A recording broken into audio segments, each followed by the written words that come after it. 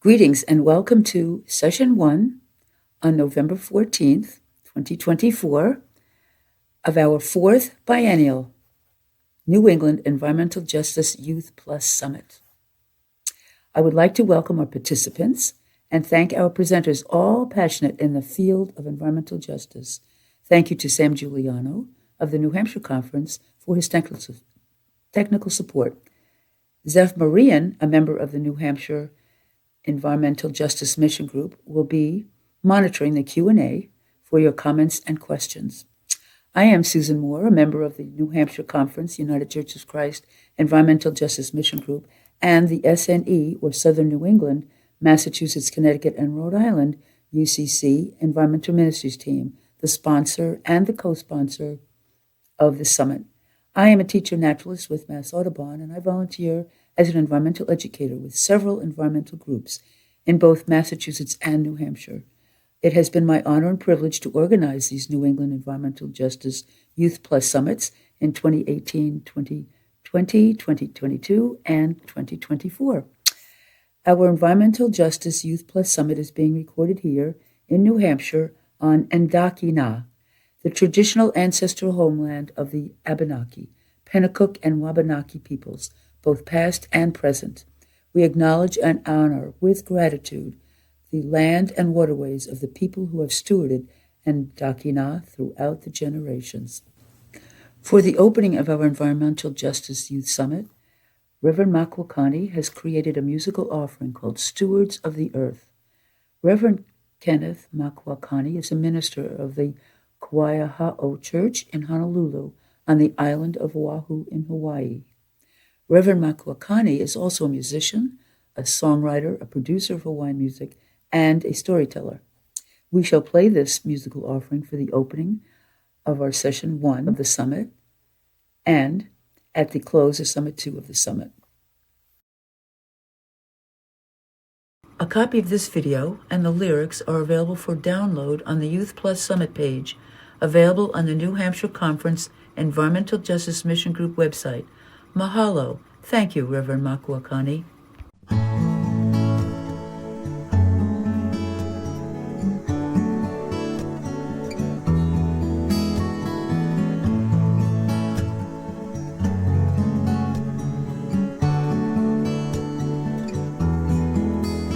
In the beauty of the rain, in the whispers of the trees, we find a world of life that brings us to our knees.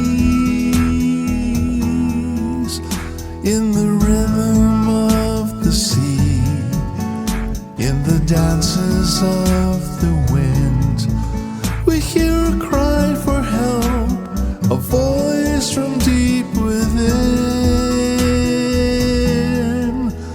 We are stewards of the earth, we are guardians of its worth, we are champions of its grace. Let's make the earth a better place for you and me.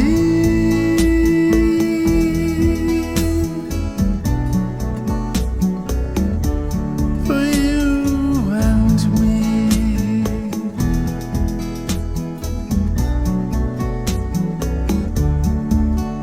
In the colors of the fields, in the veil of swirling clouds, we witness life, a masterpiece of art.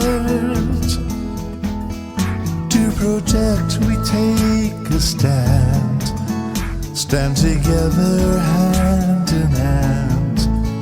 Let all nature smile through the eyes of every child. We are stewards of the earth, we are guardians of its worth, we are champions of its grace. Let's make the earth a better place for you and me. We are stewards of the earth, we are guardians of its worth, we are champions of its grace. Let's make the earth a better place for you and we are stewards of the earth. We are guardians of its worth. We are champions of its grace. Let's make the earth a better place for you and me.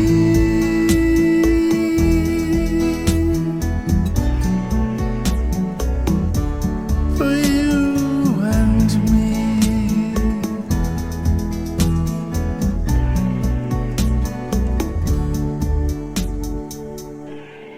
Our keynote speaker for Session 1 is Reverend Gordon Rankin. Reverend Rankin serves as the New Hampshire Conference United Church of Christ Conference Minister.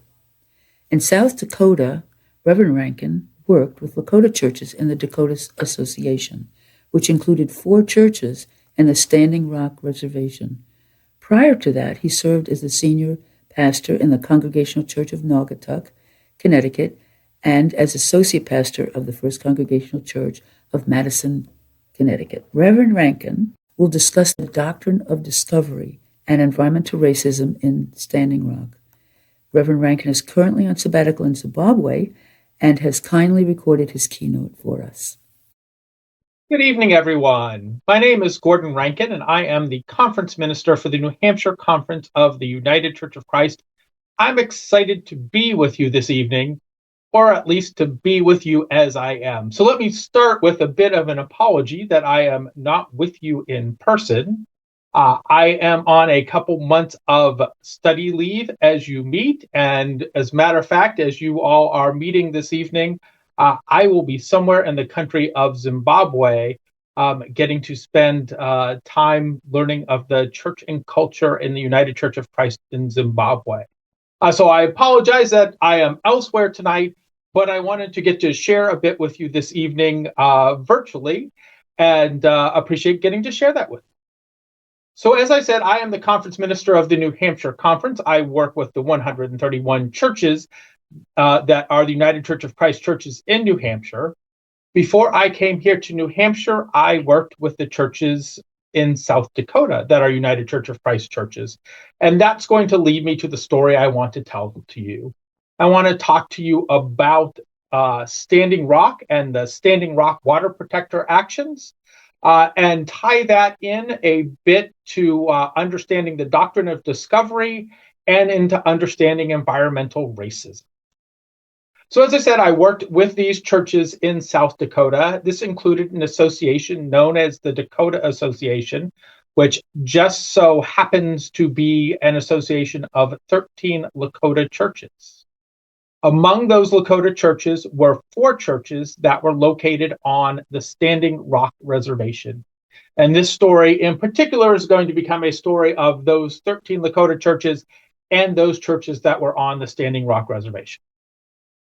Before I get into the story of Standing Rock, there are a few things I need to say clearly as we step into talking about what we are going to cover. First thing is, everything I say tonight is not my own wisdom. This is all stuff that I learned from living among and working with my Lakota sisters and brothers and siblings. They very much touched my life and instructed my life, and what I share is really stuff that I gleaned and gained from being their partners in ministry and mission. You will find, as I talk tonight, that one of the words I will avoid using is the word Sioux. The Lakota, Dakota, and Nakota tribes are often referred to as the Great Sioux Nation. I try to avoid using the word Sioux because Sioux literally translates into meaning snake. It was a term that was coined by white settlers in the area as a derogatory term to refer to the native people of that land. Now, the word Sioux is used all over that part of the country. I lived in the city of Sioux Falls. It's impossible to totally avoid using it, but when I am talking about these people, these dear, sweet, wonderful people, I try to avoid using that word So you'll notice I will talk about Lakota tribes rather than talking about the Sioux. As I just said, I'll be talking a lot about the Lakota people. It may seem like that I'm not talking that directly about environmental justice sometimes, but if you understand Lakota culture, and in many cases the culture of most all indigenous tribes, they understand themselves as a people and creation to be one. They are part of each other's stories. The people and the land and the water and the air are so interwoven, they don't understand themselves to be separate things. So as I talk about things that will express how colonial culture treats indigenous folks, it very much also parallels how colonial culture treats creation itself. You will see how the two go together as they talk, I suppose. I will be telling a lot of stories this evening, but ultimately what I will be talking about is change. Change to how we treat creation and change to how we treat those who we live with as one and who live with creation as one. Ben Franklin once said that justice will not be served until those who are unaffected are as outraged as those who are. Of course, during this summit, you are going to hear many speakers, some who I suspect I'm excited for you to hear because I think they're going to be wonderful. And they're going to tell you very much about how we are all affected by the climate crisis. I agree with them all, and I haven't even heard them all yet. But as a colonial culture, we so often still act as though we are unaffected or only nominally affected. And what I hope my stories can do a bit for you tonight is to tap into some of that outrage. For that outrage leads to justice seeking, which then helps lead to change. So as we go through the night, I am going to pop a few things up on the screen in front of you. I want to start by doing that right now. I want you to see a particular word. And that is this, Washichu. Washichu is a Kola word. It is the word that my Lakota friends always use to refer to what we would often call white people. It could be used to refer to all others, but in general, it was particularly that dominant Caucasian culture that they use with this word. What Washichu means in a direct translation is the ones who eat the best meat. And that very much describes how those indigenous cultures have come to understand the dominant colonial culture, is that we are the ones who take what is best and leave them with the leftovers. This is certainly true as we will learn about the doctrine of discovery that has happened over and over and over again, that colonial culture has taken what is best and left the indigenous folks with what is left over. So to better understand what happened at Standing Rock back in 2015 and 2016, you need to understand some history. What happened at Standing Rock was about what was happening in that moment, but it was also about what happened for years and years and years and years. So I'm going to tell you a bit of this history to lead you into more of what has happened as we encountered the Standing Rock Water Protector Action. So I first want to start about talking about the doctrine of discovery. The doctrine of discovery was a series of church decrees that had to do with countries coming generally to new countries and taking over those lands. It was during that whole great time of colonial discovery. These started as early as the 1450s and continued up until the early 1500s that these decrees were made by the church. I am going to post up in front of you one of these that I am going to share with you, because I think you need to understand the type of things that were said in these Doctrine of Discovery's decrees. So this is a piece that comes from a papal decree by Pope Nicholas V that was issued in 1452. And I just want to read this little section to you. This said that the colonial folks that were coming into the country were allowed to invade, search out, capture, vanquish, and subdue all Sacrians and pagans whatsoever, and other enemies of Christ whosoever placed, and the kingdoms, dukedoms, principalities, dominions, possessions, and all movable and immovable goods whatsoever held and possessed by them, and to reduce their persons to perpetual slavery, and to apply and appropriate to himself and his successors the kingdoms, dukedoms, counties, principalities, dominions, possessions, and goods, and convert them all to his and their use and profit. So that a king could come and do all of that and take over all of these people for their own gain, because apparently, according to these popes, that's what God wanted. We're going to move into a little bit more history here. Going to share with you another document. Let me switch the slide to that history, though. There we go. So I want to talk about another statement that came out in 1510. This was called the Requirimiento. This was actually produced by a king and not by the church. That's why it's not part of the Doctrine of Discovery. In this document, the king says, and this kind of gives you an idea of the brutality with which, in this case, the Spanish conquerors came when they were defeating native people. So this was a statement that they would read to the people when they came to a new piece of land that had yet to be conquered. And this is how the statement ends. But if you do not do this and maliciously make delay in it, I certify to you that with the help of God, we shall powerfully enter your country, and we shall make war against you in all ways and manners that we can, and shall subject you to the yoke and obedience of the church and of their highness.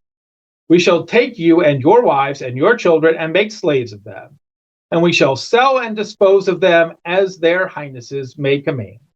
And we shall take away all of your goods, and we shall do to you all the mischief and damage that we can, as to vassals who do not obey, and refuse to receive their lord, and resist and contradict him. And we protest that the deaths and losses which shall accrue from this are your fault, and not the fault of their highness, or ours, or of these cavaliers who come with us. So they're basically saying in this that, yeah, if you don't come and you don't give us anything we want, and if you don't agree to become Christian, we are going to enslave you. And if you fight us, we are going to engage in war with you, and we are allowed to do whatever despicable deeds we want to do up until that point at which we get what we want. And all of it's your fault, not ours. So this is the type of approach that the church and Christian nations went into being colonists with. Now, this was strictly a church document supported by the actions of some kings for a while. This actually eventually becomes U.S. law.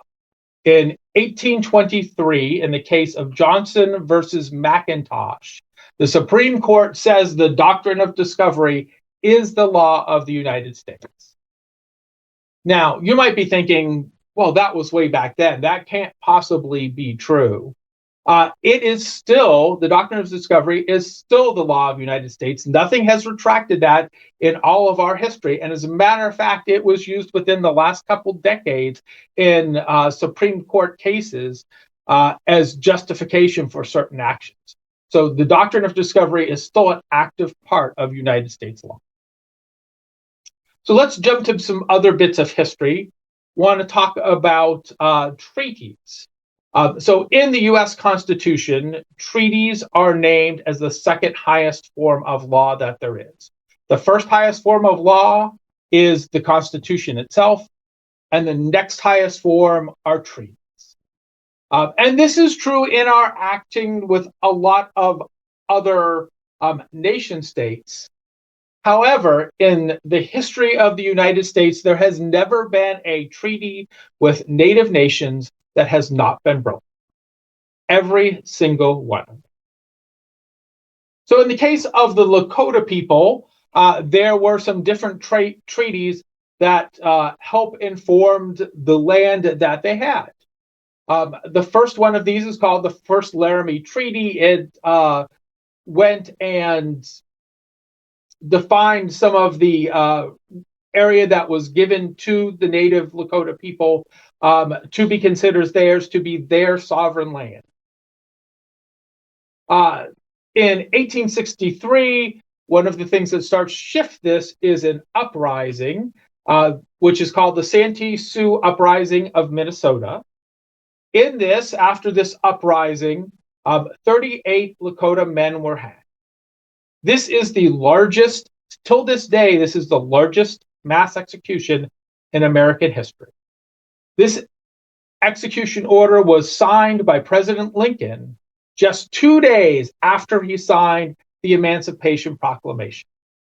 So think of what's happening. We are saying this set of people is now, we need to consider their full humanity, and yet Native folks, we're going to punish by execution roughly in the same time period. 5 years after this, the first Fort Laramie Treaty having been broken resulted in the formation of the second Fort Laramie Treaty to try to quell any disputes that were happening between settlers and the Lakota people. And this lasts for a few years, and then one of the big things that changes a lot happened. Gold was found in the Black Hills. General Custer encourages Congress to get out of any treaties that they are in so that the U.S. government can take advantage of the gold that's in the Black Hills, often through its settlers, but so that the country would reap that benefit of the gold. So Congress sets out to do this. One of the first things they do in 1877 is called the Sell or Starve Act. This asks the Lakota people that had been given this land in the Second First Laramie Treaty to sell their land, in particular this land in the Black Hills. In order for the Sell or Starve Act to be ratified, it was going to require 3/4 of all Lakota men to approve it. It turned out only 1 in 10 or 1/10 of the Lakota men did. And yet Congress was so eager to gain that land that they ratified the act anyway. 10 years later, Congress decided another way to get some additional land that they hadn't basically taken away through the Sell or Starve Act. In the Dawes Act, they basically created the idea of land ownership for individual Lakota families and offered to give each Lakota family 160 acres. There were some Lakota folks that took advantage of this. For the most part, they didn't, because that's not how Lakota live. They don't live with individual ownership, or at least at that time, they didn't live with individual ownership. They lived as community. They understood the earth as something that they all had to steward together and that nobody owns. So again, the government, in trying to get land from the Lakota people, found ways that the Lakota people didn't really understand because they didn't conceive of individual ownership. 3 years after this, the massacre at Wounded Knee occurred. There were a group of Lakota people in Wounded Knee, South Dakota, that were participating in a spirit dance. This spooked some of the U.S. Army troops, and 250 to 300 unarmed Lakota people, including women and children, were gunned down with Hotchkiss guns which were the very first automatic weapons to be developed. For this massacre, the US Congress granted 20 Congressional Medals of Honor. And to this day, that is the most Congressional Medal of Honors given for any one action in our history. It was for a massacre of unarmed people.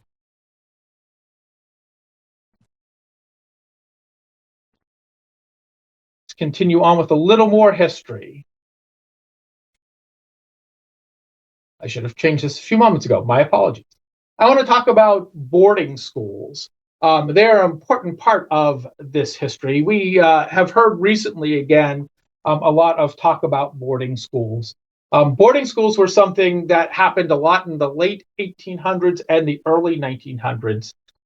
Part of the idea was that to truly allow native populations and colonial settlers to interact in a healthy way, that you had to peel away native culture from the Native Americans.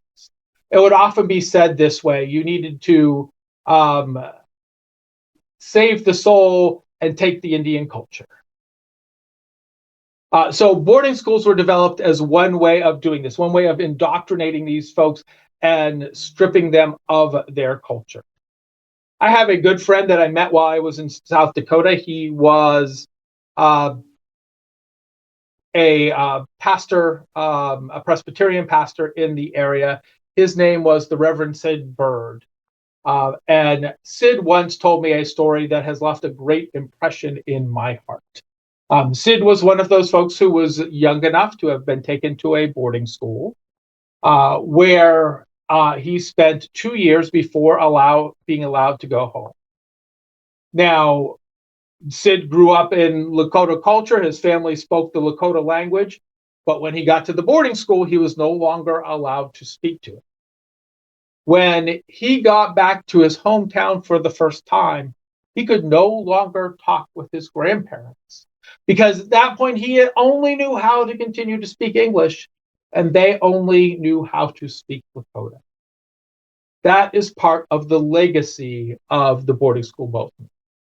It's important to note that most boarding schools were created by church missionaries from a variety of different denominational backgrounds, but this is part of our heritage as well. In the United Church of Christ, one of our missionary outreach arms was known as the American Missionary Association, and the American Missionary Association was one of the founders of certain boarding schools. This is part of the confession and the repentance that we need to do as church people. Doctrine of Discovery continued to have impact in the late 50s and early 1960s. One of the things they realized is they needed to be able to have better water access to folks in cities like Rapid City or Sioux Falls. And so they went about creating a dam. The dam is known as the Owyhee Dam. It's just north of Pierce, South Dakota. In damming this up, it created a Great Lake. What that did, however, was the lake was not in the colonial areas. That was on indigenous reservation land, and it flooded their best farmland.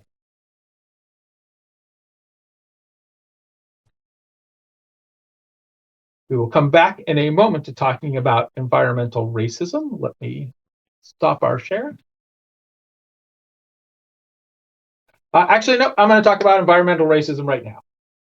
So the term environmental racism was first coined by one of the luminaries of the United Church of Christ, by Ben Chavez, who was the executive director of the United Church of Christ Mission for Racial Justice. And the idea of environmental racism is there are times where colonial culture takes certain acts that unevenly impact people of color, people who are minorities, and so they're using environmental issues to further impact people who are already on the margins.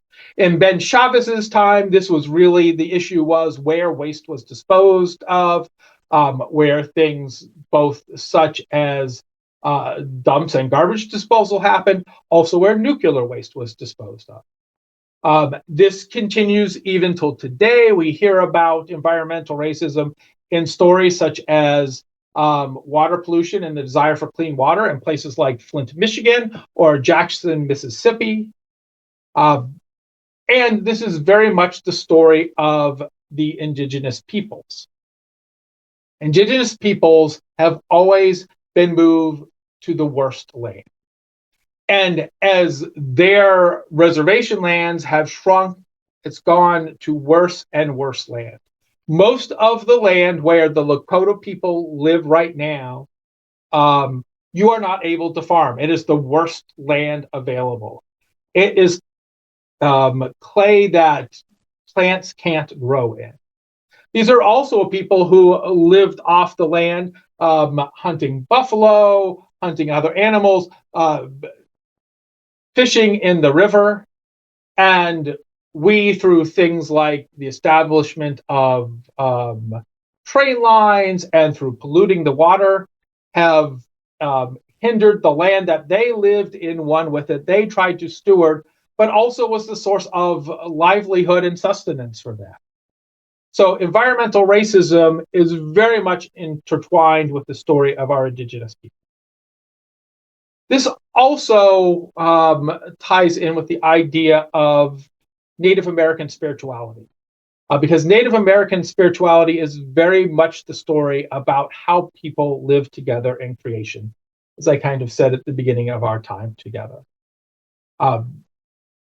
The Lakota people and most indigenous tribes understand themselves to be at one with creation. They are a part of creation. Caring for creation is caring for one another. Loving creation is about loving the divine. It all comes together. And much of the learning they believe they do, and you will hear this in their stories and in their prayers, comes from learning from what they experience in creation. These practices develop into religious practice through things like smudging, which is a blessing, which is done by burning sage or sweetgrass, through the practice of sun dances, which are done acknowledging the sun as that which gives life to all the earth, or through prayers to the four directions. When the Dakota Access Pipeline comes along, which we're going to talk in detail about in a full moment, they actually used an image that was an image of creation to describe what was happening. They talked about the Dakota Access Pipeline using the prophecy of the Great Black Snake. So even there, their creation stories come into their understanding of things that they are doing today. Now, one of the phrases when we get to Standing Rock that gets used over and over again is the phrase Mini-Wachoni. Mini-Wachoni, I'm sure you have heard this, meant water is life. And to the Lakota people, that is just a foundational understanding of life, that you need good, clean water to allow the earth to live, to allow animals to live, to allow people to live. And so making sure the water is kept clean for them is a spiritual practice, is an ethical practice. It is a practice that's about making sure that all of creation can live in harmony. That is why those who were involved in the actions at Standing Rock referred to themselves as water protectors. You would never hear them refer to themselves as protesters or anything of the like. They understood themselves as being there to protect the water from that great black snake. So let's get into talking about the story of Standing Rock. This is obviously going to be told through how I experienced this. I am sure you would hear from others how they experienced it, but I want to share with you kind of where I connected with the story and how it impacted me. To do just a little bit more background to share with you, we have done this whole history of the doctrine of discovery and how it impacts things. The doctrine of discovery still impacts things today. In my role as conference minister of the South Dakota Conference and working with the 13 Lakota churches I work with, I came up with examples at least weekly of how the doctrine of discovery still had impact. Let me just share one example of this with you so that you get an idea of what I mean. So one of the things the South Dakota Conference had started before I came and I was privileged to finish up was returning lands back to our Lakota churches. So these churches, the 13 Lakota churches that I mentioned, most of them were formed by the American Missionary Association, in which case the land on which these churches were built was often owned by the American Missionary Association.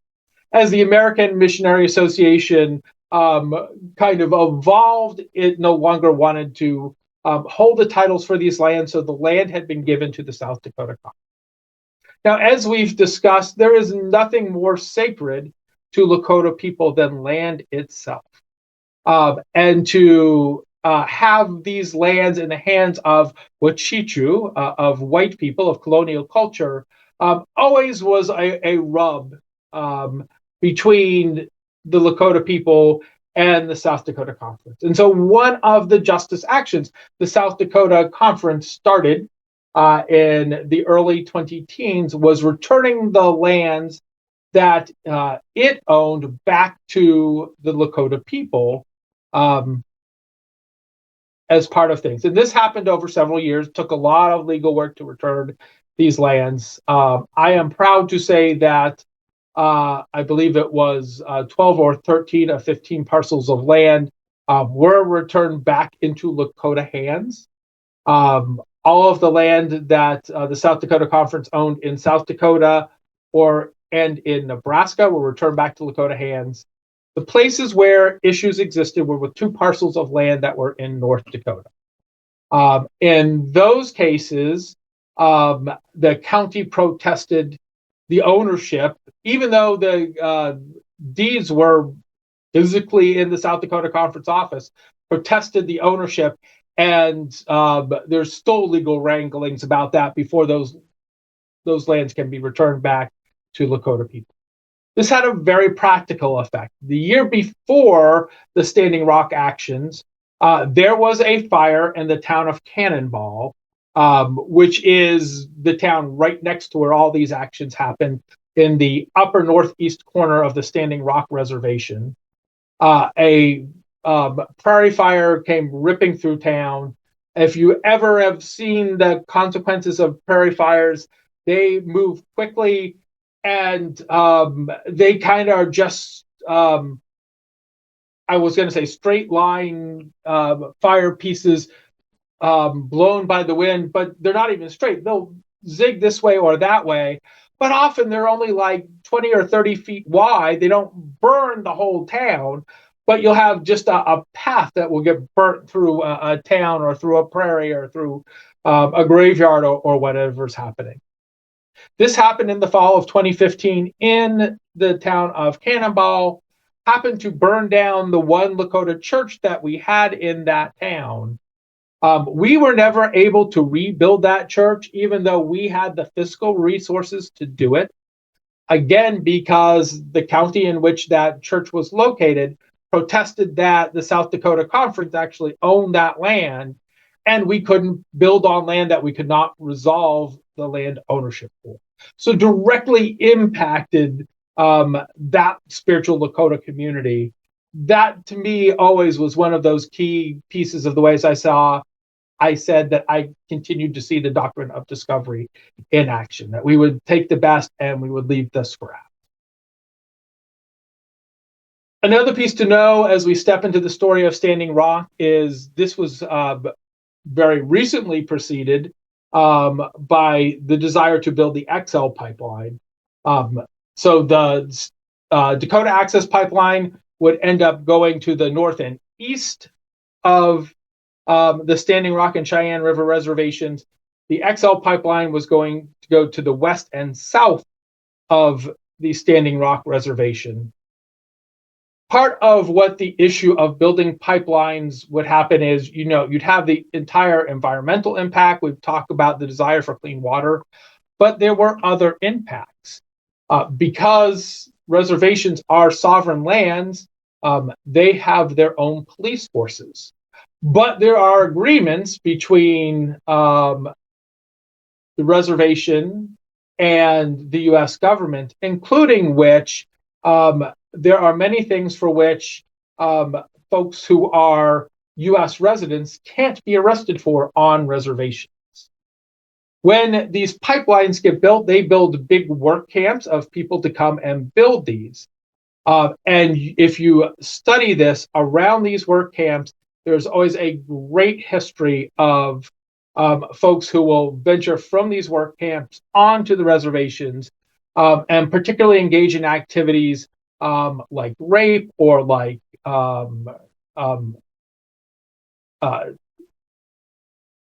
child kidnapping, all of those type of things. And the police that are on the reservations had no ability to arrest the U.S. citizen folks who are doing these activities. So you have this uprise in what's really violent crime and no ability to really be able to handle it. So that was always one of the concerns with the building of pipelines. So along comes the desire to build the Dakota Access Pipeline. The Dakota Access Pipeline was a proposal put forward particularly by a group known as Energy Transfer Partners. There are a couple of smaller participants in that too. I am going to jump back real quickly to sharing the screen because I want to show you a bit of a map here as soon as I can get to that.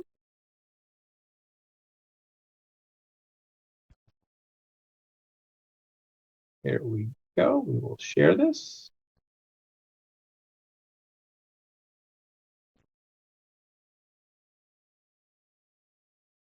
Right now. So this is a map of what was proposed and what happened with the Dakota Access Pipeline. A couple things to make note of in this. So the Dakota Access Pipeline, you only see the section around where the protest happened. It actually extends from up north in the Bakken areas of Canada, would come down through North Dakota, clip South Dakota, go into Iowa, end up in Illinois at a refinery. It's 1,172 miles long, along a route that obviously needed approval. In most cases, these approvals were by the states. Almost all of the state approval was pretty easy. There were about 32 mile stretches in a couple places, including the one that we are about to discuss, where it crossed land that was U.S.-owned land, and that required federal government approval. We talked earlier about the creation of Lake Oahe, which starts down at Pierre, South Dakota, and extends almost all the way up to Bismarck, North Dakota. That land, because that lake was created by the Army Corps of Engineers, is federal land, and so that crossing needed federal approval, and that's where much of this whole story takes place. Now, there was an original proposal to run the Dakota Access Pipeline in a way that would have gone north of the city of Bismarck in North Dakota. Bismarck is one of the larger cities in North Dakota, also happens to be the capital city of North Dakota. And you know what happened? The state turned that down. There was great concern about what would happen if there was a leak in the pipeline and how would that affect the folks of Bismarck. So what did they do? They moved it to the south of Bismarck, just north of what the U.S. government recognizes as the northeast corner of the Standing Rock Reservation. Now, I say what the U.S. government recognizes. You'll see on this map that I've put up for you that is not exactly the way the Lakota people look at this. The Lakota people look at this as though It is the treaty that they signed in the Fort Laramie Treaty, which was never officially terminated. The U.S. just took the land. That is their land. And they have many sacred grave sites and all of those type of things on this land, which is no longer considered reservation land anymore. But that was part of their concern. The pipelines would go through graveyards and such.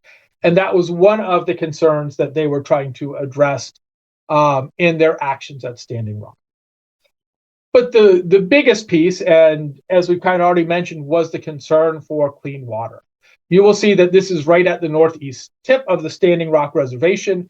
If we were able to scroll down, which we can't, it would also be right above the Cheyenne River Reservation. I'm going to jump back a couple slides real quickly. I just want to show you this area blown out a little more. So this map is the map of what was that 1951 Fort Laramie Treaty, what has become unceded land, and the kind of most yellow pieces are the pieces that remain reservations to today.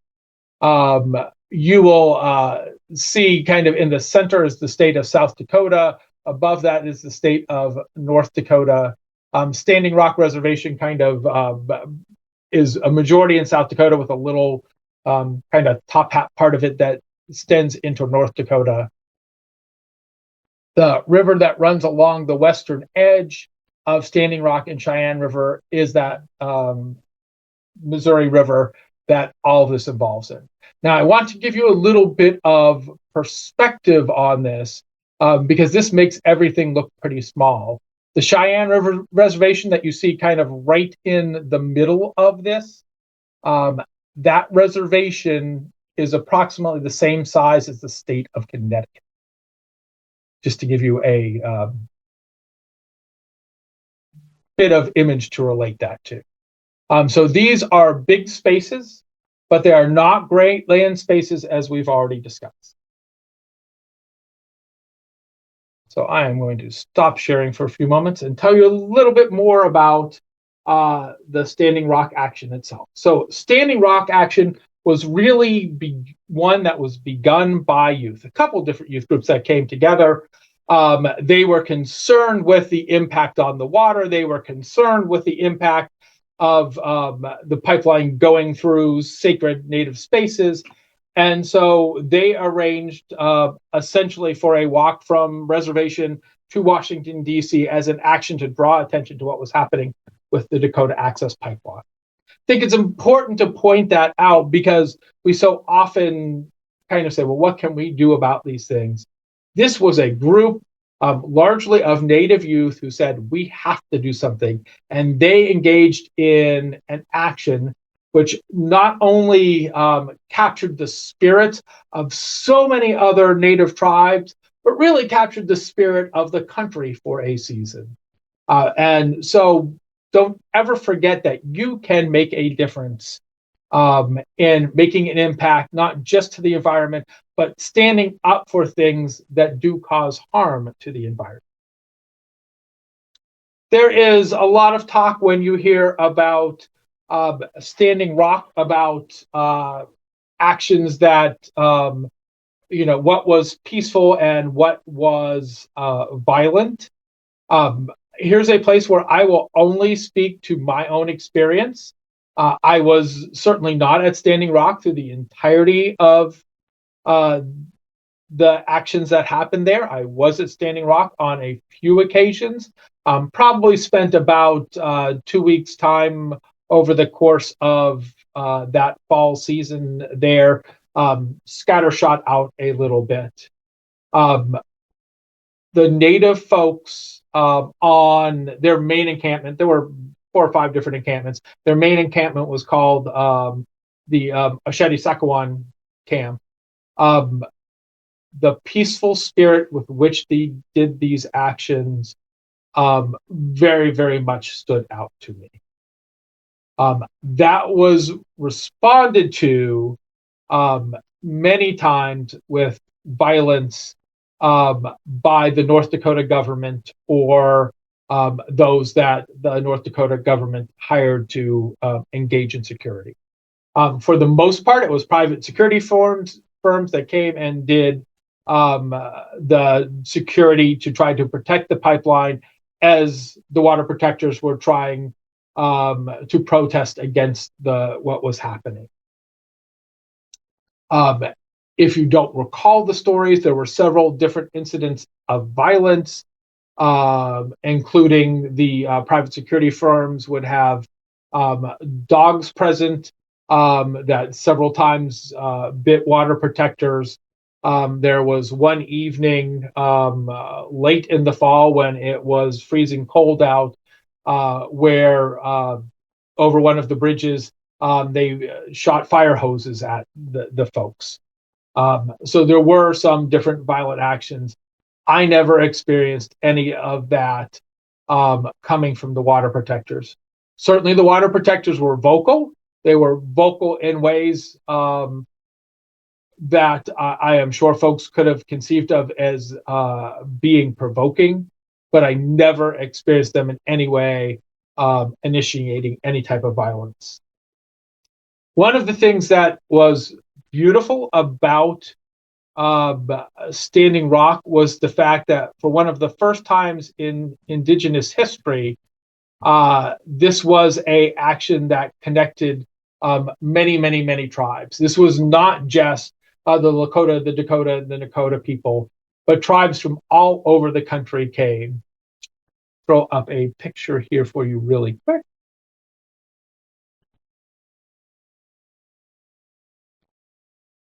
So this is just one corner of the Ocheti-Sakowin camp. This is kind of from the road that you would come in on just north of Cannonball, and you'd come in. It was too big to get all in one picture. And as you would come into the camp, kind of to the left of where this picture is, there was a big entrance road. And as new tribes would come and be a part of the water protector action, they would put a flag down that road. So as you walked into the camp, you were walking through all these different tribal nation flags. And that was really pretty wonderful and novel to have all these different tribes speaking with one voice. One of the other things that makes Standing Rock stand out was the allies to the Native folks that came and give their voice. There are a lot of these pipeline projects for which our Native friends and Native siblings really take the lead on some of this work along with certain environmental groups. But this was a case that a lot of other voices joined in with this. It was really easy for the North Dakota government to kind of vilify those folks that were Native American and those folks that were environmental. They were chaining themselves to equipment. They were doing those type of things as part of trying to protect the water. What was harder for them to do and get public reaction to was vilifying people from the church who had very significant presence and very significant support and allyship as part of what happened. And also veterans were also a very key component and very key voice in this. So the church and veterans in particular helped to amplify the voices of the Native folks during this time. So I want to tell you about a particular day when I was visiting the Standing Rock Reservation. This was in early November. I think it was November 4th, might have been the 3rd or 5th. It was a day when there was a church action there. I had been in contact with one of the other pastors in Cannonball, an Episcopal priest, and he was like, hey, can we get some folks together for this? So we thought we would try to gather some folks together to really kind of have a visible church piece of support during the action. What evolved, we never imagined. This totally rolled out to be a gathering of over 500 folks from churches, various different denominations gathered together. It was a lot clergy, but there were certainly some lay folks. I know I had lay folks from several of my churches present there. One of the actions that we did that was so important was we gathered in the center of camp and gathered some of the elders of the Standing Rock tribe present, and the 7 denominations who in their recent history have denounced the doctrine of discovery as a statement of the church. We stood up and read a statement repudiating the doctrine of discovery, handing copies of the doctrine of discovery over to those elders so that they could be burned, and making the commitment that the church would now do all it could to repent of what has happened from our historical support of the doctrine of discovery. I was one of the 7 people who read that. It was an incredibly powerful moment speaking to that. Later, we went up towards the bridge, which was really on the edge of where this camp was and where the Dakota Access Pipeline was being built. That bridge was one of the boundaries that the security forces had set up. And we engaged in some statements and conversation there. It was a beautiful spiritual moment. It was also incredibly tense. Across the bridge was a wall, and I mean a wall of armed people and armed vehicles. And up on the hills overlooking this, you could see different sniper stations pointing guns down at you. And there were helicopters overhead. And this was a group of church folks together with our indigenous siblings. And still the sense was there needed to be that level of security present. Just so people would be controlled, and so this pipeline could continue to get built. So this was November 2026. In December 2026, I'm sorry, let's go back. This was November 2016, and in December 2016, a wonderful moment happened that allowed the Ashadi-Sakowin camp to be disbanded. On December 4th, the U.S. Army Corps of Engineers announced that they would no longer grant the easement for running the pipe under Lake Oahe. So that kind of key component would at least have to be reconfigured and not have any impact on that sacred land. Now, I will be quite upfront and clear with you that at this point, most of the rest of the pipeline had already been built. This was kind of the last component to go in effect. And that good news lasted for, about a week and a half. Because on January 24th, 2017, in one of his first official presidential acts, Donald Trump signs a presidential memorandum to permit the Dakota Access Pipeline to be built. So he pretty much overrules the Army Corps of Engineers and said, we're going to build this and make this happen. That was not the end of the story. There has continued to be court cases about this. However, the pipeline under Lake Oahe does get built and does start running not too long after that. In 2021, the Energy Transfer Partners actually increases the line capacity for the Dakota Access Pipeline. It was originally 570,000 barrels per day. It increased to 750,000 barrels per day. The Dakota Access Pipeline right now accounts for the transportation of around 40% of the oil that comes from the Bakken region in Canada into the United States. So 40% of that oil runs through that pipeline that goes through North Dakota, through South Dakota, through Iowa, into Illinois. As I said, court cases continued. In 2021, the DC Court of Appeals sides with the Standing Rock and some other tribes that were engaged in a lawsuit about this. stating that there should have been a more complete environmental review before the permit was granted for the pipeline to be built under Lake Oahe, and ordering a new one. However, they don't close the pipeline. They just say that the environmental review has to be done. This is appealed to the Supreme Court, which denies hearing the case.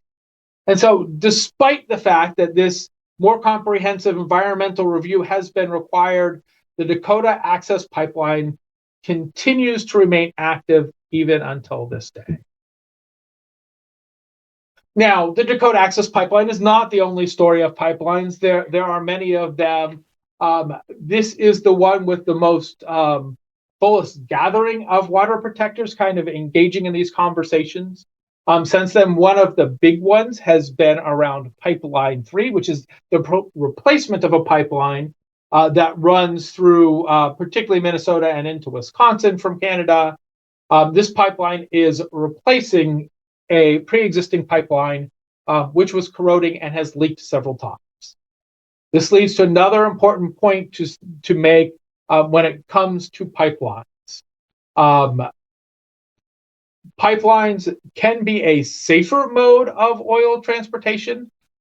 They are certainly a more effective, as far as cost-effective way of transporting oil, but all pipelines leak.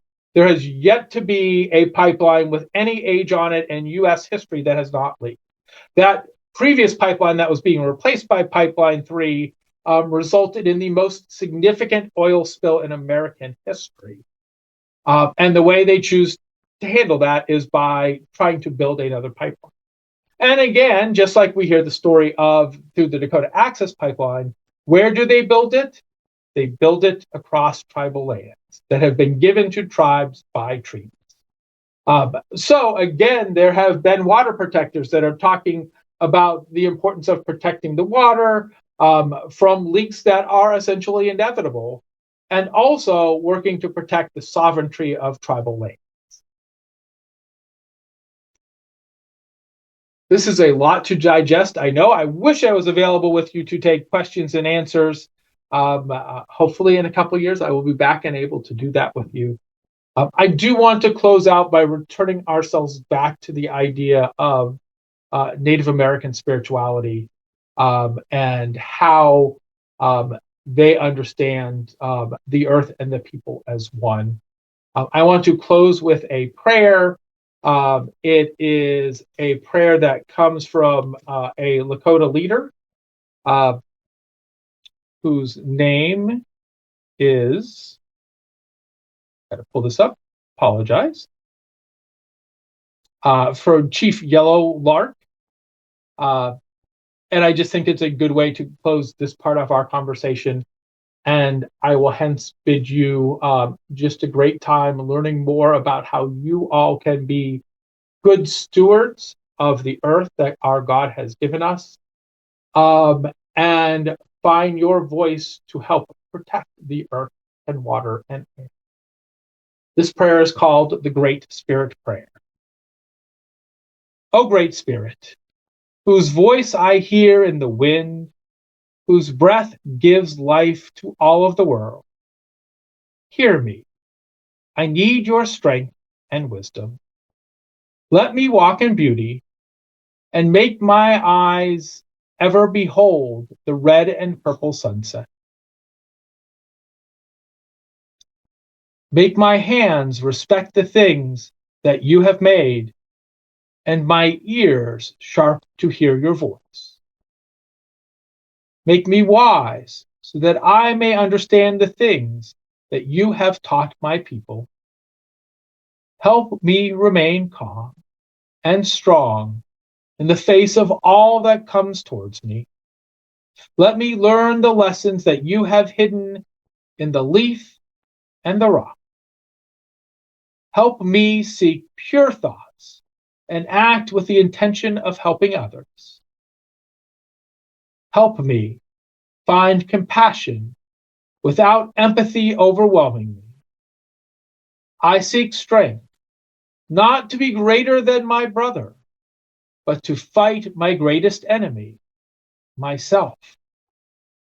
Make me always ready to come to you with clean hands and straight eyes, so that when life fades and fades the sunset, my spirit may come to you without shame.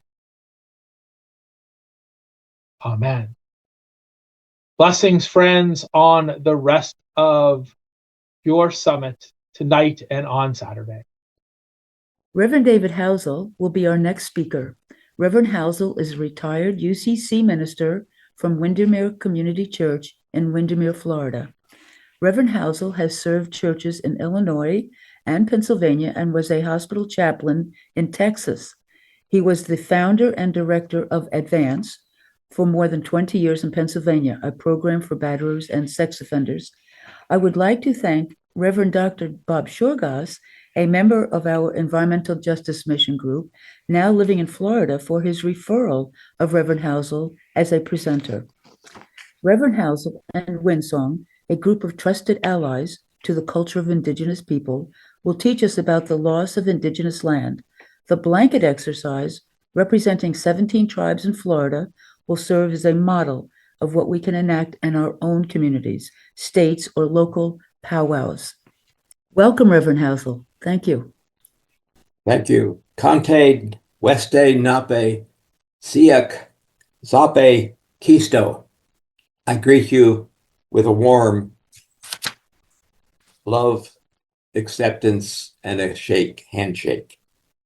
I'm Reverend David Housel from Florida, and I've been introduced, so you know a little bit about my background. I am a member of Windermere Union United Church of Christ in Orlando.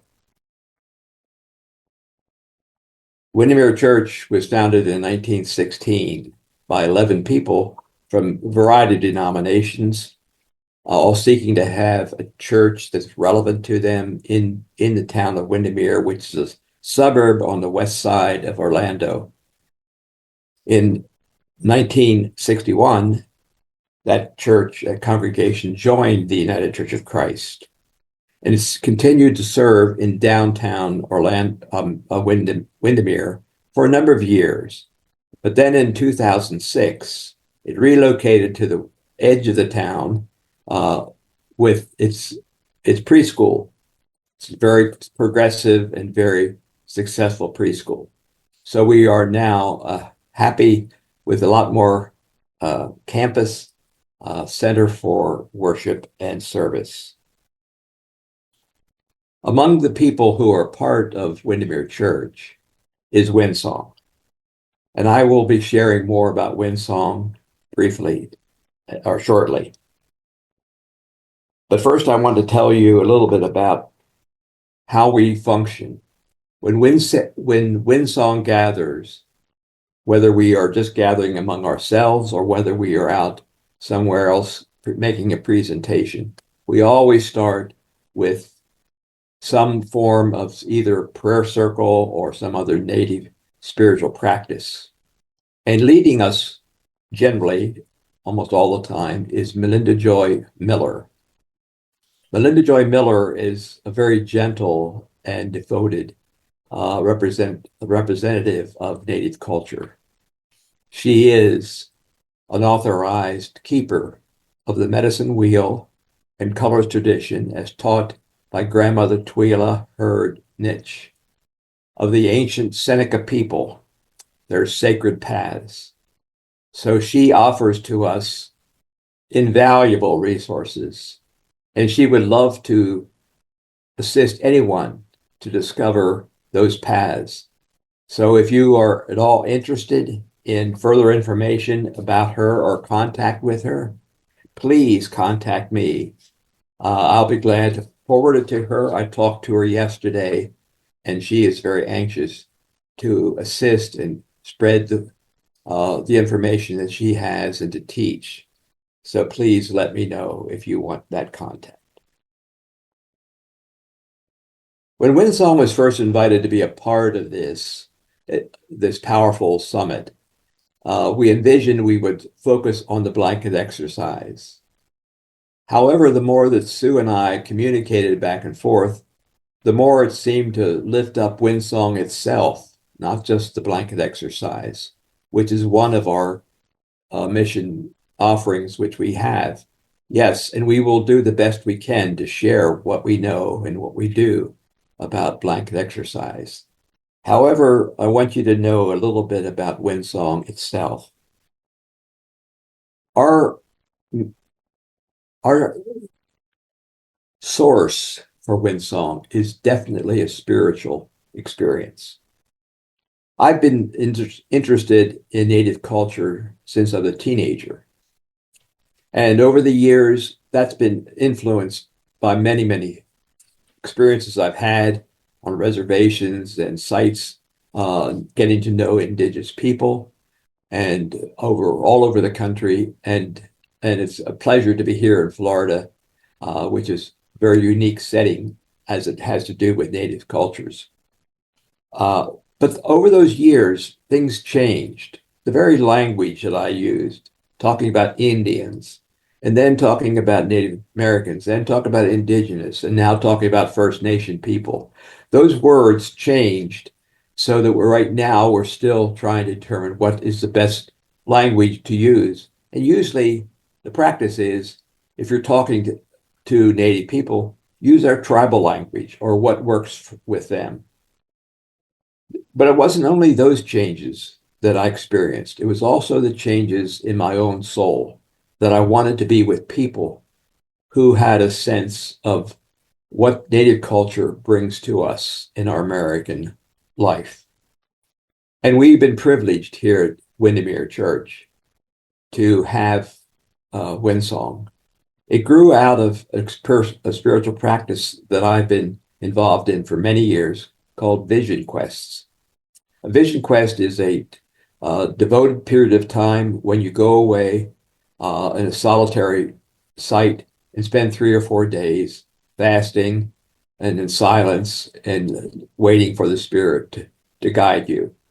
It was out of one of those experiences, and there's a lot of other practices that go with it, particularly paths you take or steps you take to observe a vision quest.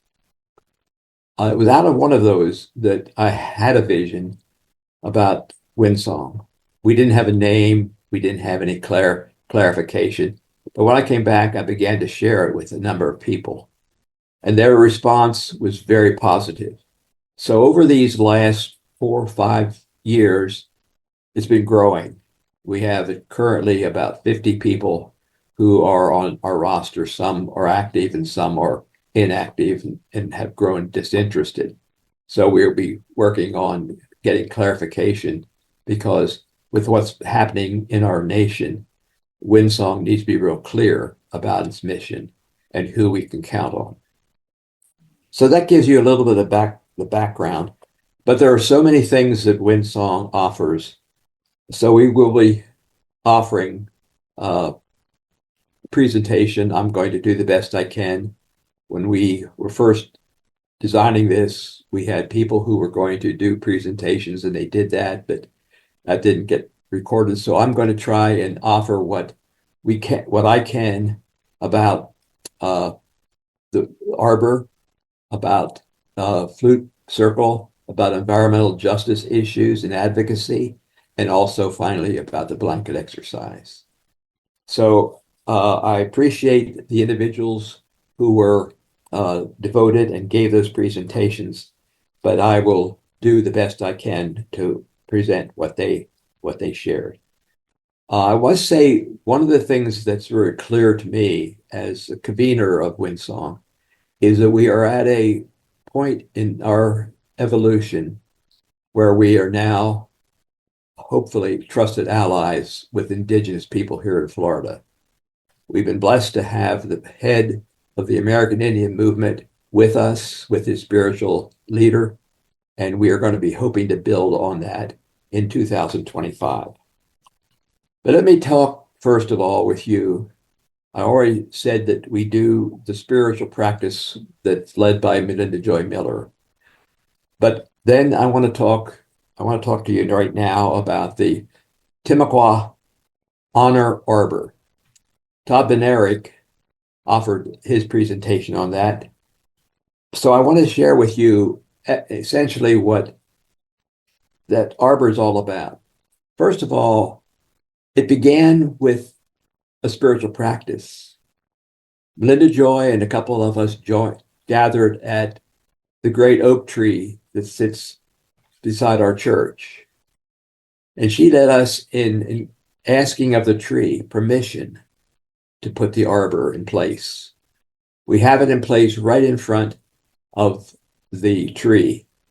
And when you look at the video, you will see that arbor standing in front of that great oak tree. So that was the beginning. And she continues regularly to check with that tree and keeps telling us that the tree is very happy with what we're doing. So the next part was securing Todd's leadership. And he graciously offered to put this together. So he started, and it is for anyone who wants to develop this, he would be a wonderful resource to talk to, because he had to really do a lot of research to find a design or create a design. So he found a lot of arbors that individuals had in their gardens, at their home, but he was looking for a more native type arbor. And when he found some representations, he then created design for Windsong and Windermere Church. Then it was a matter of developing all of the funding that was necessary to build it, doing the purchasing of all the things that go into arbor like this, developing a team who would construct. And Todd and his son particularly were just so dedicated to that. There were people whose job was basically just doing staining or perhaps installing the bindings around it, creating the sign, Timucua Honor Arbor sign on it, those kinds of individual tasks. And then ultimately, as we dedicated the arbor, the next thing was that the children of the church decided they wanted to plant a variety of growing things around the posts that are there for the arbor. So all of those steps have been accomplished and took great labor and time and planning and communication. So I would urge people who want to do this to create a team. If you want an arbor to represent native culture, find out who the tribe is in your area, and make sure that you honor the sacredness of who they are and what they represent. Now the arbor is in place, we find it being used for individual prayer and meditation. We gather there often during the weather, depending on the weather, before our Windsong gatherings for a prayer circle, or some other spiritual practice. It's been used for weddings, and we have a Hindu temple right next door that we are working that they would actually utilize it as well. So it'd be a place for us and the Hindu temple to gather together. And so those are kinds of things we're looking for. We've had inquiries and we've had interest from groups like the American Indian Movement to have dancers come. There is an art foundation, Timucua Art Foundation, that we're striving to find out if there's something how they could use the arbor. We also feel that there will be a variety of other things. Our preschool could gather there for storytelling. So we're working to develop those kinds of linkages, and other groups that would want to utilize that arbor, our AA group or our Kaleidoscope, which is our group for LGBTQ plus community, gather there. So there's a variety of ways that we can utilize the arbor. It is a sacred place, and we hope we are honoring the tradition of the Timucua people. So hopefully that is a fairly good representation of what Todd had offered. And I encourage anybody who's really serious about having a native arbor in their area to connect here with me, and I will connect you with him. We also have been very privileged at Windsong to have a very gradual interest in Native music. So we've been reaching out to find out who the offers, who's doing something about Native music, and we've been discovering there are people who do that, particularly flute music. Florida has a variety of flute offerings, and as we emerged about 2 years ago with this interest in Native music, we've discovered Riverwind Flute Circle in Leesburg, and it's only about an hour northwest of Windermere. And I've been up there, and others have been up and participated in their flute circle and their drum circle. And we have now a relationship with them. The Tom Ransom, who is the head of Riverwind, joins us regularly for our flute circle. He brings with him a variety of other flute people or other instruments, drummers, and that type of thing. And so we have the beginnings of what we hope will be a flute circle that's more physically close to Orlando itself, because Orlando has nothing comparable to this, even though there are over 4,000 people who by census are identified as Native American in the greater Orlando area. That experience, and I regret so much that what Tom offered is not available at this point. Hopefully, after the first of the year, he'll be able to offer that. But we have other things that have happened there because of the linkage we have with that flute circle. Their Flutopia, which is sort of a semi-annual experience or gift that they offer, which is like a festival, workshops, and that type of thing. We hosted that at Windermere, and it was quite a crowd of people who were there, participants, and also people who just came to hear the concert. So that was a wonderful gift we had. We have a number of people. Tom and his wife both gave in our worship service leadership with flute music, and then more recently, Pam and Wes also did. Wes doing guitar and Pam doing flute. Beautiful music. And then it was really exciting the last Sunday of November, which was Native American Heritage Month. Our children sang a song, native song, and they sang it in Navajo, the Navajo language. And it was really thrilling to see the children do this. And that's all result of our leader of our flute circle, Pat Heisinger. And he has been very diligent in developing the relationship and expanding this kind of a ministry for Windsong and for the church. Again, he would be a wonderful resource, as well as Tom Ransom. Okay, we've talked about the arbor, we've talked about the flute circle, which are just two pieces. And I must interject something that we didn't talk about on the 14th. We also have a Windsong library, and that library is growing. There's over 30 books already, all about Native American culture and spirituality. And people take those books and read them and talk about them. And that's an exciting thing to have growing as part of our overall ministry. Okay, let's talk about environmental justice and advocacy. I link those two together because I don't see that they can be separated. You can't talk about environmental justice with talking about advocacy and how you do advocacy.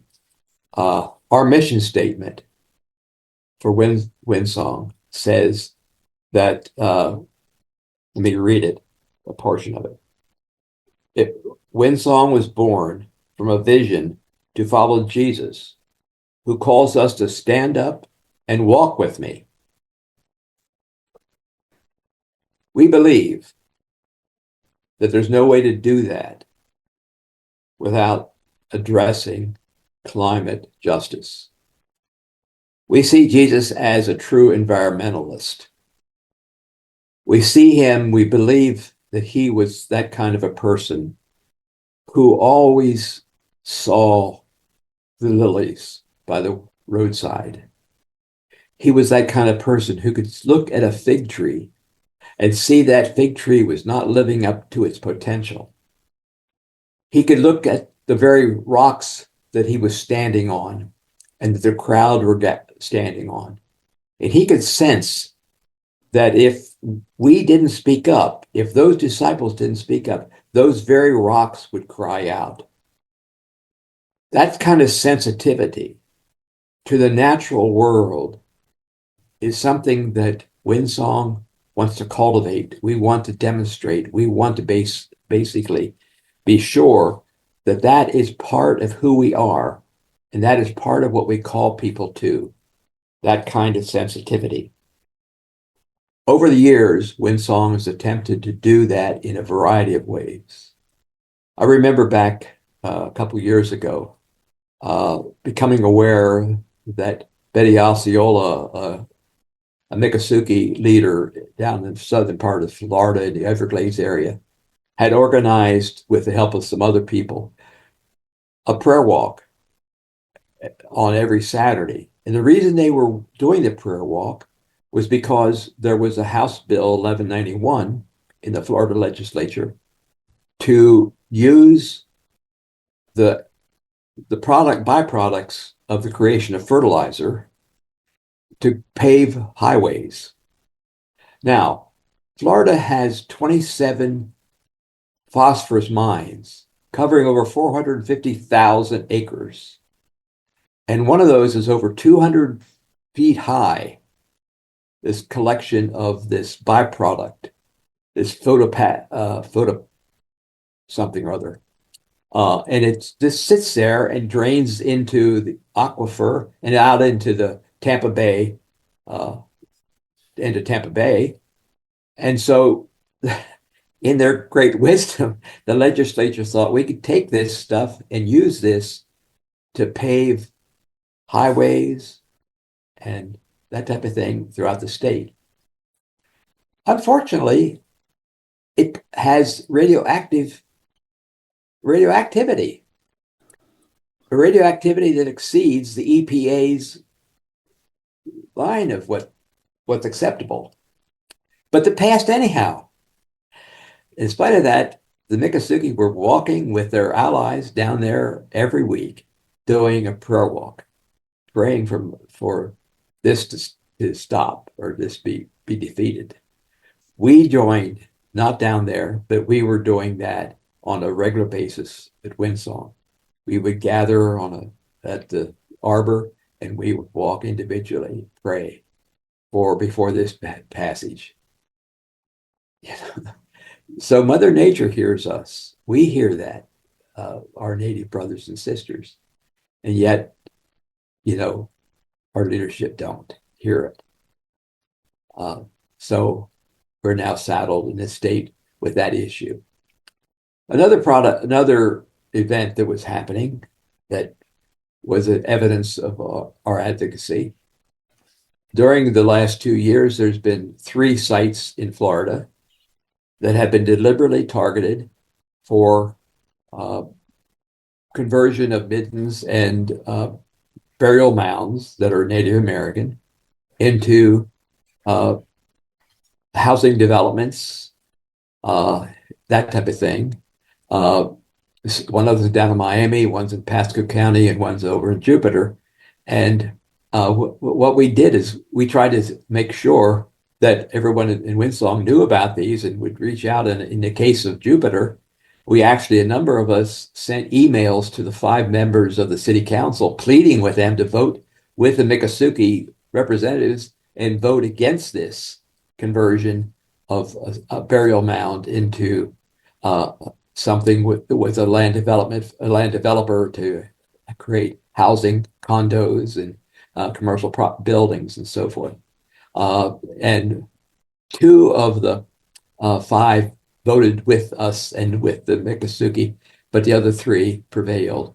And so there was the outcome basically was some kind of a modification so that some of the area is being protected, but generally a lot of it is being converted to developmental land. Such tragic things like this are happening, and those are just a small part of what is indigenous people face, and their sensitivity is so high. I'm blessed because my past relationship with the Lakota People's Law Project that I get weekly, sometimes three times a week, information from them what's going on around the country that addresses indigenous cultures.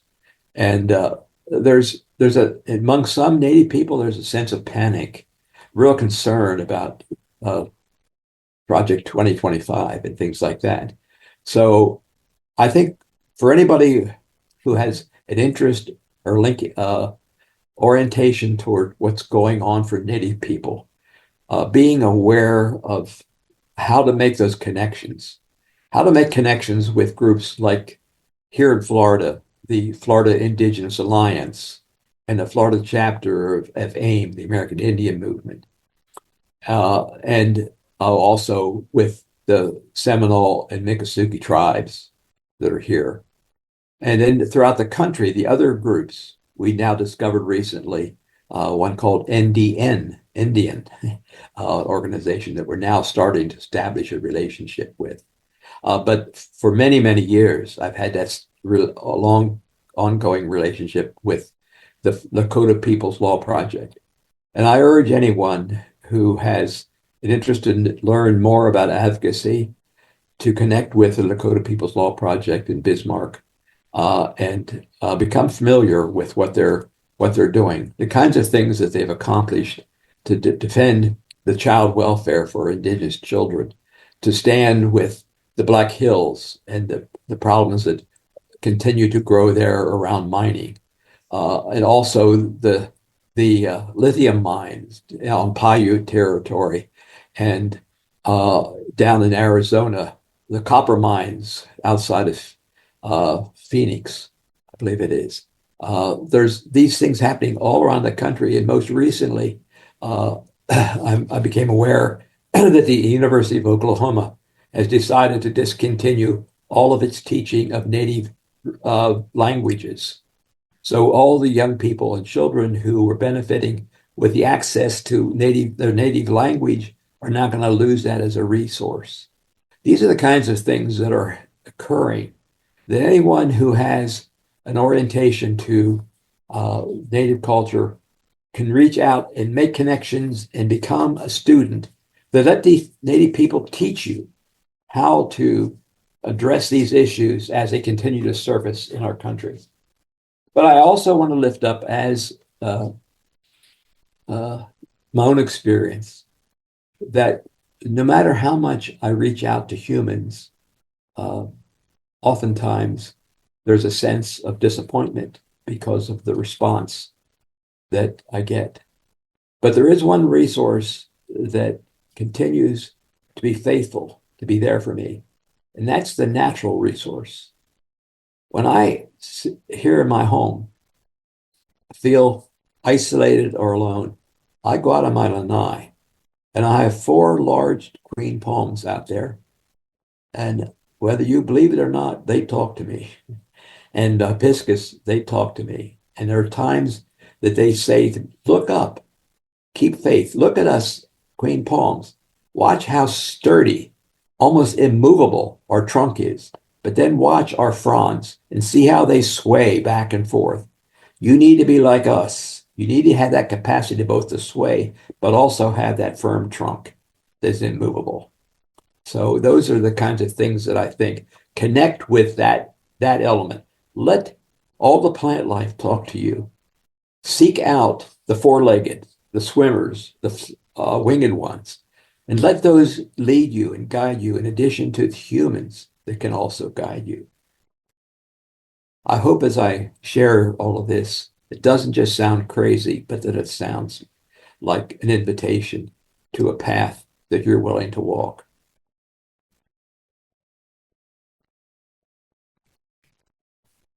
One of the last things I want to mention about the environment and about the culture is how important it is to understand who was there before you were there.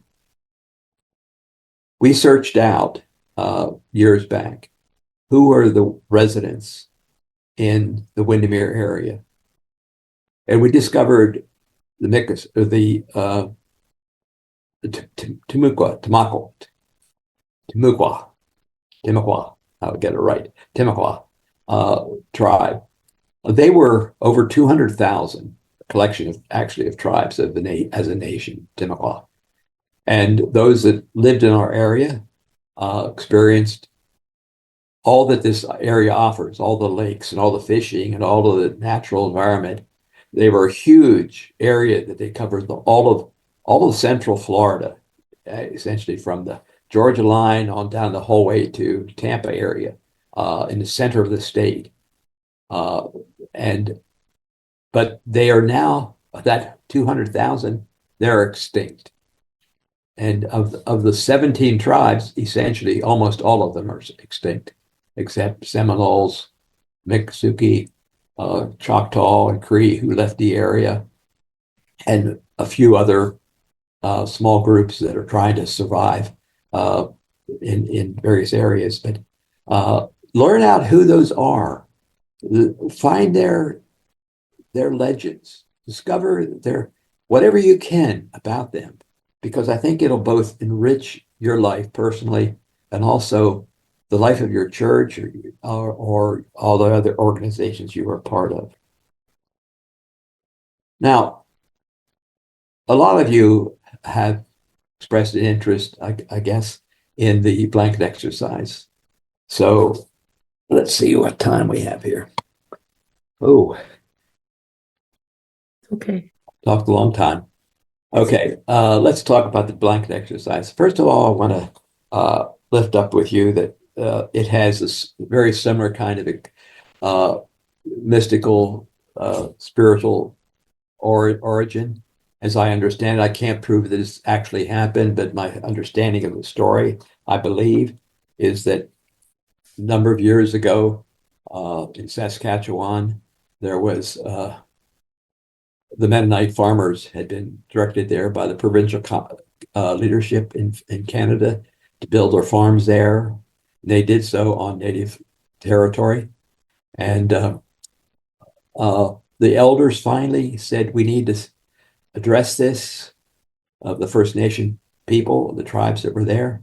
So they met with the Mennonite farmers and their leadership and talked about all the losses and the struggles they were having because of the influx of these people from Europe. And surprisingly, the Mennonites listened, and it began to explore what can be done. And more conversations took place, and eventually Kairos and similar organizations organized blanket exercises, and they spread across Canada. So they were offered in churches and community centers and schools, and eventually cut back in, I think, 2016. There was a huge one in front of the Parliament in Ottawa. And essentially, that became part of the Canadian gift to the world of sensitivity. And it led eventually, as we can remember not long ago, to the Pope coming to Canada to try to apologize for what European people had done to cultures that were there. And my dream, and I believe the vision that Spirit has given to me, is that type of thing has to happen in the United States. And it's part of my mission is to invite people to develop a blanket exercise. I don't call it a ceremony, but an exercise. It's not a physical exercise like often that word suggests, but it's a spiritual one. So as I talk about the blanket exercise, I can't do justice to it because hopefully when you look at the video, it will show you or has shown you, if you've already seen that video, what it looks like. But it's very, very involved experience. So let me just share with you some of the points that I want to lift up about the blanket exercise. First of all, you have to develop your story. Now, by that I mean get serious about doing the research. It took me well over 2 years to do that. As I did that, intermittently over those 2 years, I just saw the most unusual stories, and we're blessed through the computer age to have access to things that we couldn't have done 20, 40 years ago when I was growing up back in the 50s, 40s and 50s. But that story is very important to develop that. We have actually two stories. We have stories that are for churches. We have stories that are for non-churches. So our future, as we're working together in 2025, will be to develop venues where we can offer that. We've had opportunity to do it in church settings, and actually one couple of years ago in our conference annual gathering, we did a blanket exercise for the whole conference.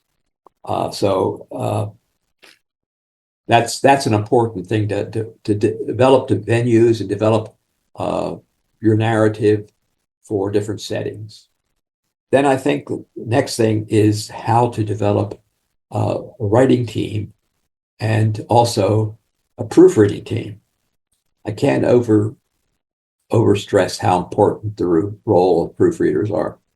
The people who did that, Nancy and Judith in particular, just were so diligent over many, many months of fine-tuning wording so that when we sent it for copyright, it was well put together and it had passed the muster, if you would, of what you look for.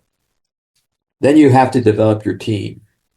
Our team usually consists of 9 people, 4 who are narrators and 5 who are blanket attendants, whose job it is to move the blankets, fold them up, and put them, gather them as we shrink them or as reduce their area. Then you have to have somebody who actually develops the blankets. Many cases up in Canada, I hear that they just brought blankets and put them down. We have blankets that have the name of the tribes on them, and we have configuration for the state. We outline that. We put the blankets down, the 17 in the location, and as they shrink the areas, each one, they get smaller and smaller till there's only really 2 remaining for Miccosukee and the Seminole, so down the bottom of the state. Then we also discovered how important it was to not see the blanket exercise as a standalone event, but to figure out how to build it as an ongoing kind of a spiritual path. So actually, this came through feedback from some of the participants. And they said, we need to process this. We had all these kinds of feelings after the experience, the 45-minute experience, that we needed to process. So we have process groups afterwards, and we actually try and link people, and we try to continue to have connection with the host church afterwards, keeping them informed, making suggestions to them, asking them for input back to us. So it develops lines of communication, as what we call sacred paths between us and those others who are not part of Windermere or Windsong. We also began to employ, as it evolved, actually input of flute music into the process. And then the other question was, how do you capture this event? Do you actually just film it And that became a real issue, is because we wanted not to interrupt the experience that people were having, but we wanted to document the event somehow. So those who do photography or videos are guided to do that in a inconspicuous way, in a way that doesn't interfere with someone's spiritual experience. And one thing that I deliberately wanted to wait till the end here, and that is that you begin this whole thing with a spiritual practice. We never have a blanket exercise that Melinda Joy or someone else doesn't lead us in a spiritual practice of cardinal directions or some other spiritual practice that we do. And gathering everybody to do that and preparing the groundwork, spiritual groundwork, to build on the blanket exercise. Now, one of the things in January when we meet that we will be addressing is our intent to do Zoom trainings on blanket exercises in the future.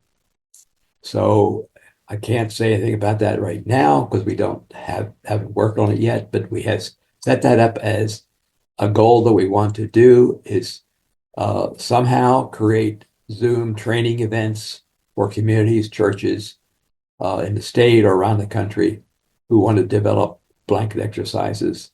And so hopefully, if you can keep connected to us, we'll inform you after January where we are with that goal. I hope I've successfully whetted your appetite about all of this. And I don't mean in any way to suggest that Windsong is a perfect example, but it's our effort to try and honor those who were here before our ancestors arrived. And it's an honor to do that and have spirit. And as I've shared with Susan a number of times, for me, my wisdom teacher, who I never met in person, but I consider him my wisdom teacher, was Frank Fools Crow, the Okaloosa holy man, who instructed us to understand that we are hollow tubes through which spirit passes.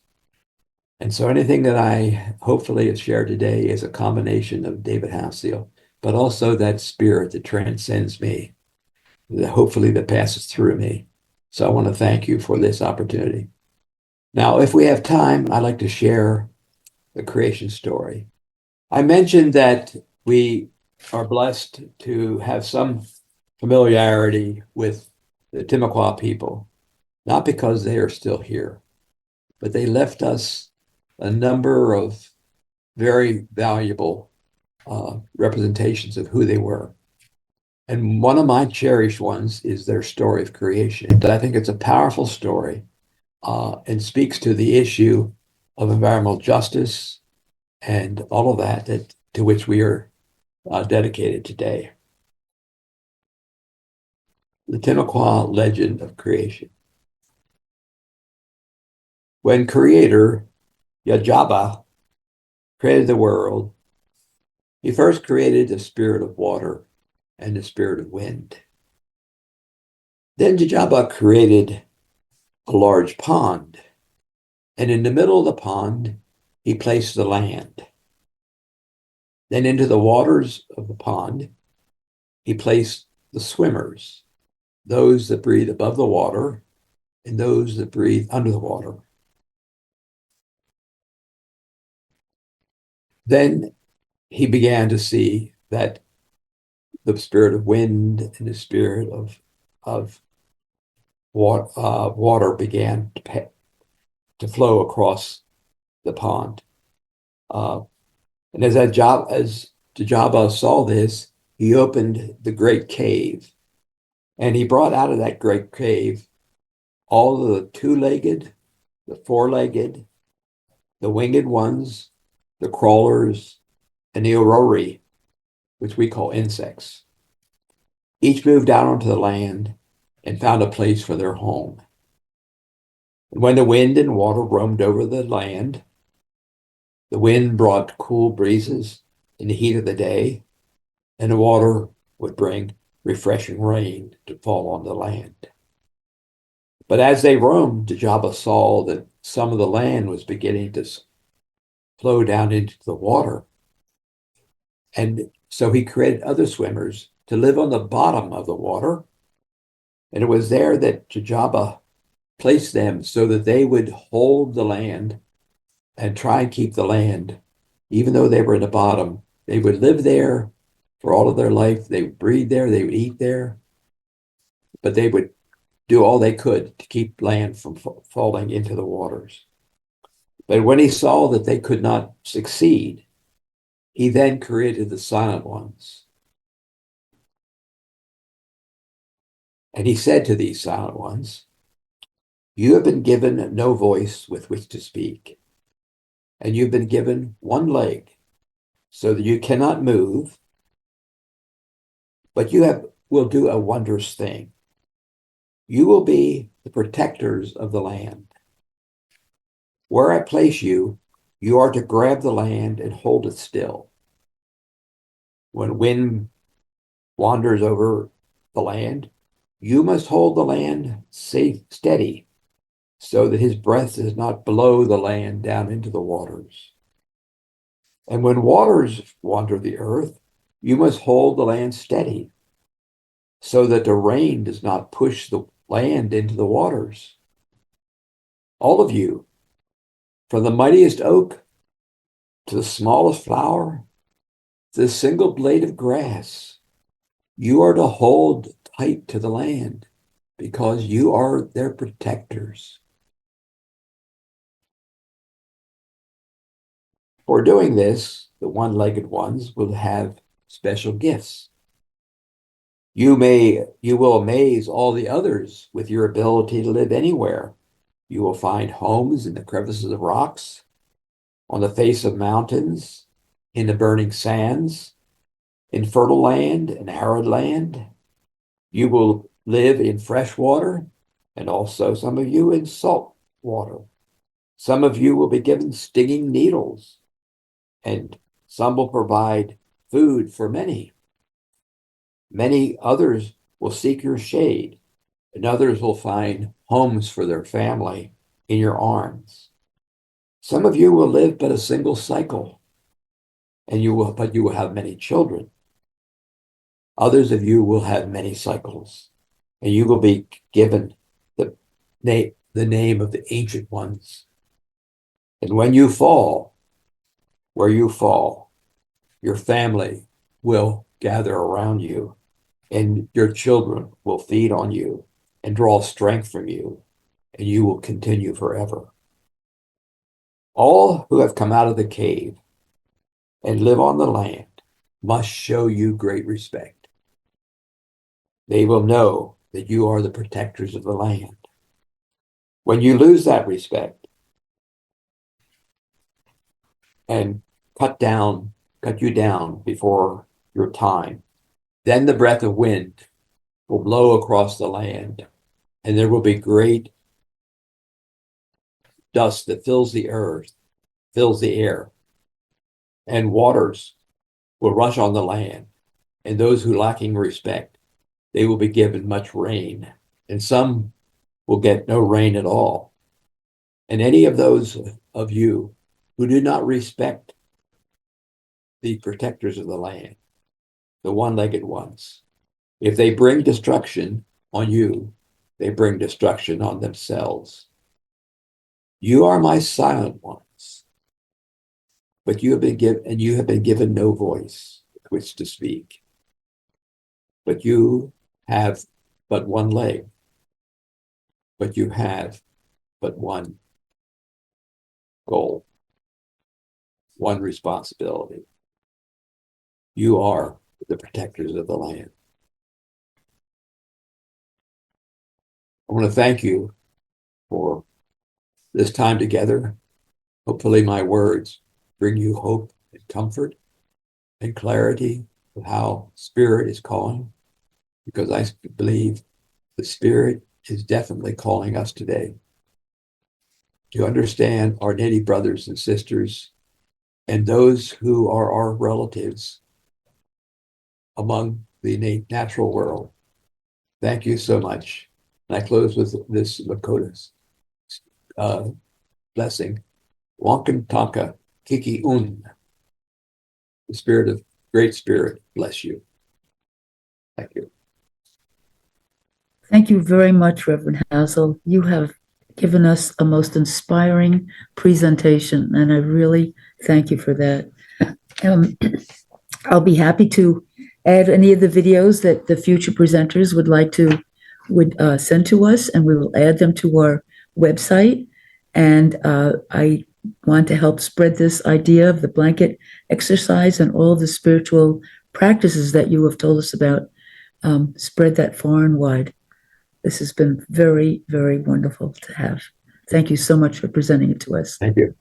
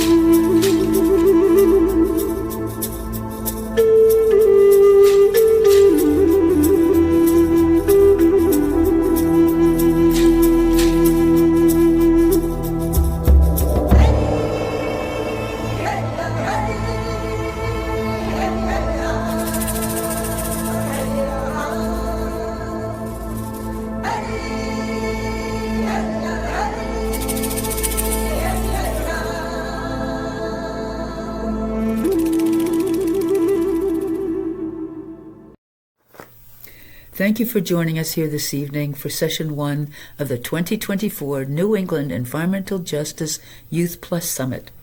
Don't forget to check out the Youth Plus Summit webpage on nhcucc.org for additional videos and resources from Windsong and the Windermere United Church of Christ in Florida.